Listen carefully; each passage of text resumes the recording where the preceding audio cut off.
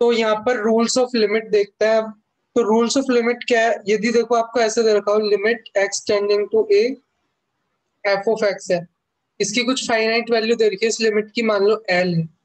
और limit x tending to a g of x है, और इसकी कुछ फाइनाइट वैल्यू देख मान लो एम दे रखी है। तो अब आपसे पूछा कि limit x tending to a f of x plus g of x की वैल्यू क्या होगी, ये सवाल आपसे पूछा गया। तो इसको कैसे करोगे आप, आपको पता है कि ये इसकी लिमिट है एल, इसकी लिमिट है एम, जो कि फाइनाइट है और एग्जिस्ट करती है। मतलब ये आपको पता है कि ये एग्जिस्ट करता है, और आपसे पूछा इसकी लिमिट क्या होगी। तो इसको आप ऐसे लिख सकते हो, limit x tending to f of x, यहाँ पे स्प्लिट कर सकते हो ऐसे, limit x tending to a g of x, और ये इसकी वैल्यू आपको पता है एल, इसकी वैल्यू पता है एम, तो इसकी लिमिट आप ऐसे निकाल सकते हो। कब निकाल सकते हो, जब आपको पता है ये एग्जिस्ट करती है और ये फाइनाइट है। मतलब जैसे मान लो कभी इसकी वैल्यू 2 आ गई, इसकी वैल्यू 3 आ गई, और आपसे पूछा इसकी वैल्यू कितनी आएगी, तो यहाँ पे 2 + 3 5, ऐसे आप बता सकते हो।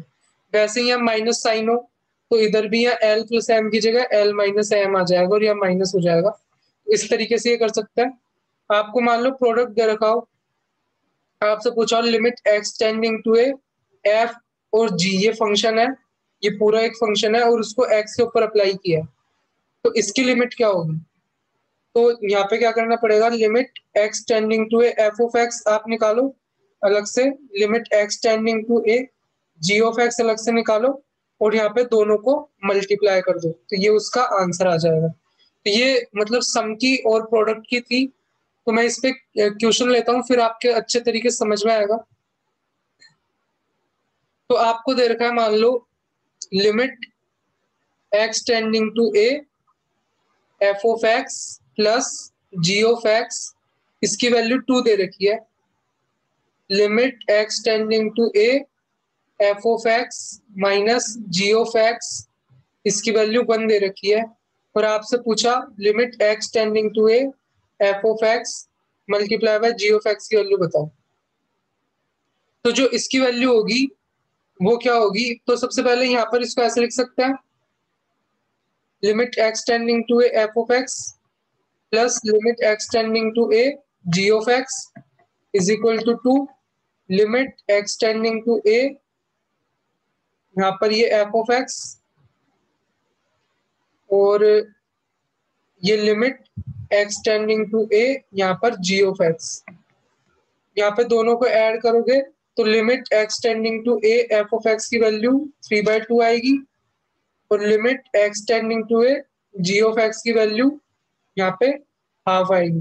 तो अपन ने दोनों लिमिट निकाल ली, और अब आपको ये निकालना है, तो इसको सिंपली ऐसे लिख सकते हैं, limit x tending to f of x multiply by limit x tending to a g of x, जो कि हो जाएगा 3/2 मल्टीप्लाई बाय हाफ, जो कि हो जाएगा 3/4। तो इसको ऐसे सॉल्व कर सकते हैं। इसके बाद देखते हैं अपना जो नेक्स्ट कॉन्सेप्ट है, कि जैसे मान लो कभी आपको ऐसे दे रखा हो लिमिट एक्स टेंडिंग टू 1 दे रखा है 3x² प्लस 4x+5। अब आपको पता है कि यहाँ पे 1 रख दोगे आप डायरेक्ट, तो आपके पास यहाँ पर एक फाइनाइट वैल्यू आ जाएगी। तो अगर ऐसे आपको लग रहा है कि यहाँ पे जैसे एक्स जिसको टेंड कर रहा है उसको रखने पर फाइनाइट वैल्यू आ रही है, तो डायरेक्ट यहाँ पे आपको रखने पे जो वैल्यू मिलेगी वही लिमिट की वैल्यू होगी। तो यहाँ पे लिमिट की वैल्यू यही होगी जो आपने यहाँ पे मतलब डायरेक्ट रख के निकाली है।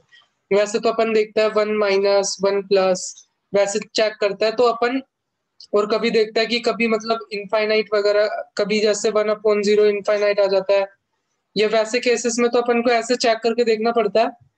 लेकिन यहाँ पे आपने यहाँ पे डायरेक्ट इसको यहाँ पे सब्सटीट्यूट किया, और आपको लगा कि ये फाइनाइट वैल्यू आ रही है, तो ये जो आप वैल्यू निकालोगे वही लिमिट हो जाएगी।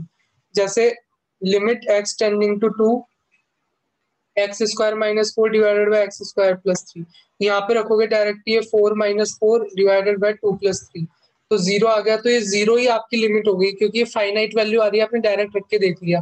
तो इसमें मैं एग्जांपल लेता हूँ और अच्छे से समझ में आ गई। तो एग्जांपल लेते हैं, तो अपने पास एग्जांपल क्या है, अपन को निकालना है limit x tending to 2 4x divided by x² - 3। अब यहाँ पे आप डायरेक्ट 2 रख के देख लो, तो 4 × 2 2 का स्क्वायर 4 माइनस 3, 8 डिवाइडेड बाय 1 8। तो 8 आ गया अपने पास, फाइनाइट है, यही लिमिट है। अपन ने डायरेक्ट रख के देख लिया। अपने पास है limit x tending to 1 log of 10 log of x at the base 10 minus 3 divided by 3x minus 2। तो यहाँ पे 1 रख के देखा, log of 1 की वैल्यू तो 0, 0 minus 3, 3 multiply by 1 minus 2 minus 3 divided by 1 minus 3। Direct अपने पास आंसर आ गया, फाइनाइट वैल्यू यही अपनी लिमिट है। अपने पास एक और प्रॉब्लम है, limit x tending to pi 3 plus cos x divided by 2 minus sine x. Cos pi की वैल्यू -1 होती है, 3 माइनस 1, साइन पाई की वैल्यू 0, 2 डिवाइडेड बाय 2, ये अपने पास आया 1, और यही फाइनाइट वैल्यू, यही अपनी लिमिट। तो इस तरीके से ये कॉन्सेप्ट था। तो फिर आगे देखते हैं।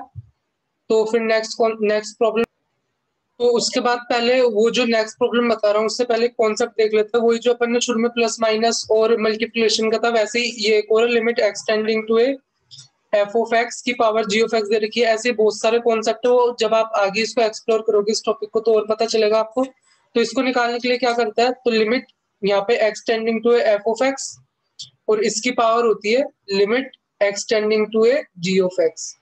ये अपन को पता है एल है, और ये ऊपर वाला पता है एम है, तो इसका आंसर ये आ जाता है सिंपली। तो जो अपनी प्रॉब्लम है वो क्या, प्रॉब्लम में भी ऐसा ही है, ये ध्यान रखना है आपको। ऐसी चीजें होती है जब फाइनाइट ये लिमिट हो, ये भी अलग हो फाइनाइट, ये भी फाइनाइट हो।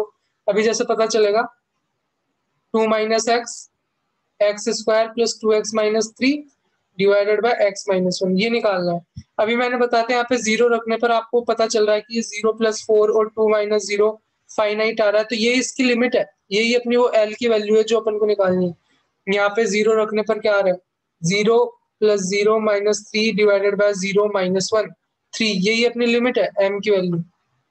और ये जो फाइनाइट और इसकी लिमिट निकालनी है, तो इसकी लिमिट जो कि 2 है, और उसकी पावर उसकी लिमिट जो इस क्वांटिटी की लिमिट है। अभी यहाँ पे जो कॉन्सेप्ट बताया, तो 8 इसका आंसर आ जाएगा। तो इस तरीके से सॉल्व कर सकते हैं। तो फिर नेक्स्ट प्रॉब्लम लेते हैं।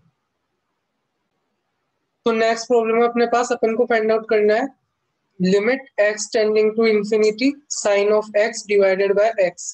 अब अपन को पता है इनफाइनाइट कोई फाइनाइट नंबर तो है नहीं, मतलब इनफाइनाइट से क्या, इनफाइनाइट तो बहुत बड़ा नंबर कुछ भी हो सकता है।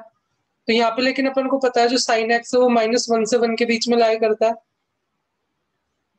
और x टेंडिंग टू इंफिनिटी तो बहुत बड़ा नंबर हो जाएगा। तो ये ऊपर वाली कुछ क्वांटिटी है जो कि -1 से 1 के बीच में लाई करती है, जो अपन को पता नहीं है इस समय क्या है, लेकिन वो -1 से 1 के बीच में आएगी, और डिवाइडेड बाय इनफाइनाइट आएगा क्योंकि x टेंडिंग टू इंफिनिटी है।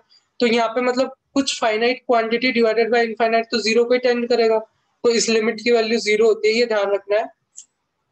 Limit x tending to infinity sine x by x, ये टेंडिंग टू होगा जीरो। तो ये फिर नेक्स्ट प्रॉब्लम देखते हैं।